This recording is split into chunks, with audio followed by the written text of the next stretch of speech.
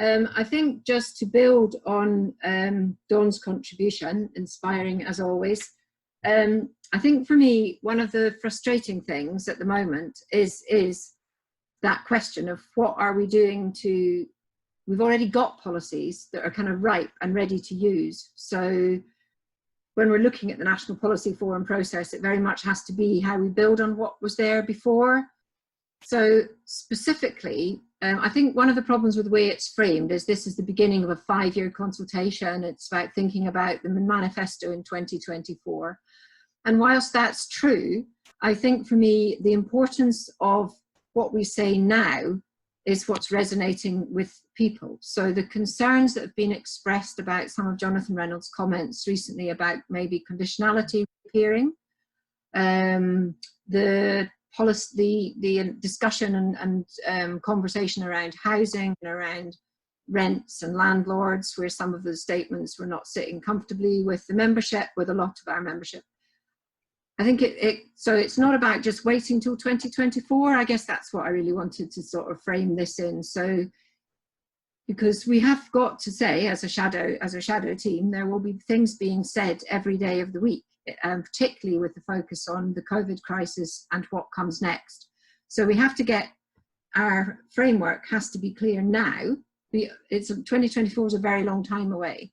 So also in terms of what we will have in front of us given the crisis that we're now dealing with. So I think, and we've got elections probably, if they go ahead in 2021 in Scotland, Wales, the mayoral elections and the local government elections. So any conversations, for instance, I'm going to look a little bit around social security because that is the topic that the actual physical consultation paper is on at the minute.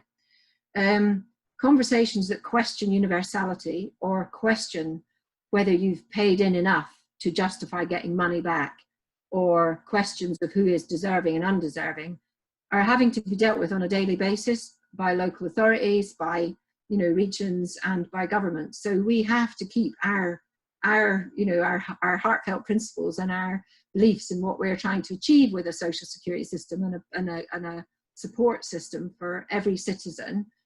It has to be a non-discriminatory system, and we have to keep using the language to defend those things. Millions and millions of people will need the state system over the next few years, and millions of those people will not be able to pay in because of the circumstances in which they find themselves. So we can't start judging who deserves and who doesn't. And I think one of the opportunities in a terrible sort of way is that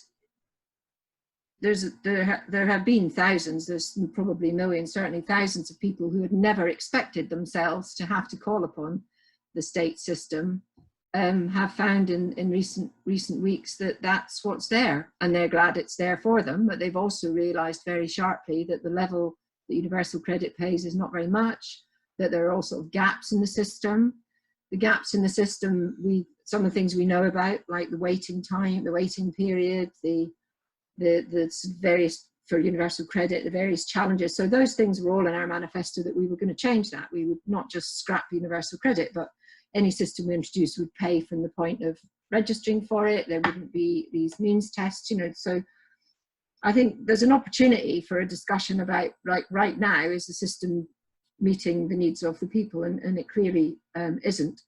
And so I think that's important. So, but I think talking about post-COVID is actually it's quite difficult, really, in some ways, because I think it's going to be a long, long time.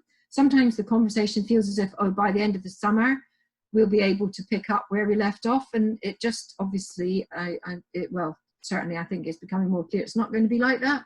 So again, it's really important what we say now, because what we find by 2024 will be shaped by now. In terms of how that relates to the policy forum, the National Policy Forum, yes, so it's the first stage of looking at the manifesto for 2024, but the framing, it's not a blank sheet of paper, in my view. We've got something we're building on. So it looks to me, from the submissions that are coming in already to the National Policy Forum, on which I sit, which is work, pensions and equalities, lots of people coming in with different topics, all sorts of different things, and many of them reinforcing things that we would have said in 2019, stuff around basic income, stuff around pensions, as people have flagged up. But so you can submit on anything in answer to sort of a process question. People can submit on anything within the remit of work, pensions and equalities. And obviously the equalities remit is massive. All three of those headings are massive, but you can submit your thoughts on any of those questions. Specifically, there's a short paper, it's quite difficult to find, but it's on the website, that page of the website. There's a short 4-page paper on social security, and that closing date for that is the 30th of June. So it's quite urgent that comments go in on that paper. So in a sense, we've got longer to make comments on other aspects of the remit of that policy commission, but the focused paper on social security has to be responded to now by the 30th of June. And I think it's an opportunity. I mean, there's reiterate some of the points that were in our manifesto, but there's also, and there's some good points in there about how a different social security system has to take account of inequalities, has to tackle the discrimination women and Black and ethnic minority citizens face, and so on. But for me, it's quite weak on, it's very open-ended. So we really need to make some suggestions. It's not enough to say, in 5 years' time, when we're in government, our system will do X, Y, and Z to address these inequalities. I think we need to be thinking now of policies and demands which we feed into that process, but which we speak about now. So even small things like the argument, the position we always had about the university credit should be possible to split payments, and also possible to arrange for housing benefit to be paid direct to the landlord and things like that, which would be beneficial to people. Splitting payments, the child element of the payments, so that the primary carer, who's often a woman, has some source of income. These are really, really important things, and they need to be argued for like now. So I kind of feel there's it's a process where there is a long-term goal, and there's the looking to 2019 and holding on to that, but there's also what we frame and say now in the public domain, and we can shape, I think, some of that through campaigning on policies that go into the policy forum process, but also remind the current shadow cabinet members that, you know, there are things we need to be saying and doing now at the dispatch box, and we're watching what people are saying and doing now. We're going to keep an eye on that. We're going to discuss with them. We're going to let you know, it's a process. It's particularly as it's a crisis that we've never, of the scale that none of us really have any, you know, anticipated tragically, nor have any experience of dealing with. So those are some of my kind of thoughts about the National Policy Forum. I wanted to just quickly say a little bit about Scotland, and the reason for that really is just to use it a little bit as an example. So we have devolved powers to a lot of, some of the social security powers are now devolved to Scotland. So, and I guess the question then is, how do we make sure that party members and activists and labour movement people in Scotland work together work together with everybody in the UK to shape a social security system where the bits all join together.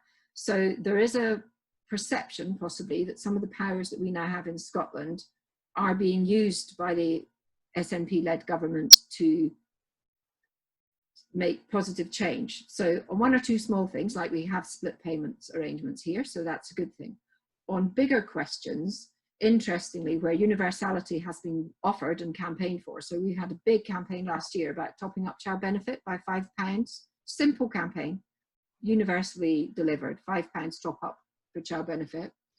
And the SNPs and the Tories voted against that, consistently voted against it, and have instead introduced an application-based payment of £10 a week, but for certain children and targeted at low-income families. So it's not a universal benefit, and it's application-based. And by making an application-based process rather than delivered, and that's, I mean, it sounds a bit processy, but it has the effect of reducing the uptake.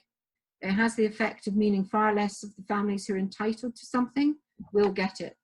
So there's something about, and you can apply that to a whole number of benefits. So how do we devise a social security system which actually reaches everybody who it's entitled to receive it?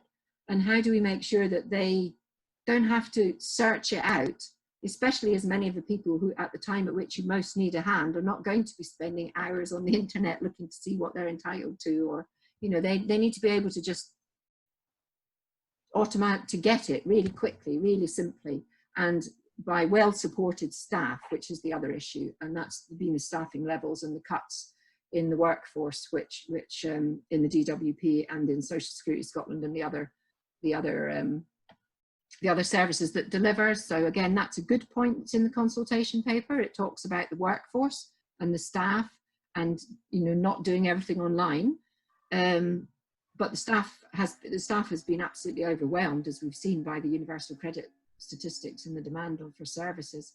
So we've got to have something in there about the workforce as well that deliver the system that we envisage, and we need to be bold about it. We need to use the information we've got just now, like about everyone is talking about key workers, and we know the kind of the critical role that care workers and health workers play. We know they're underpaid. We know these things.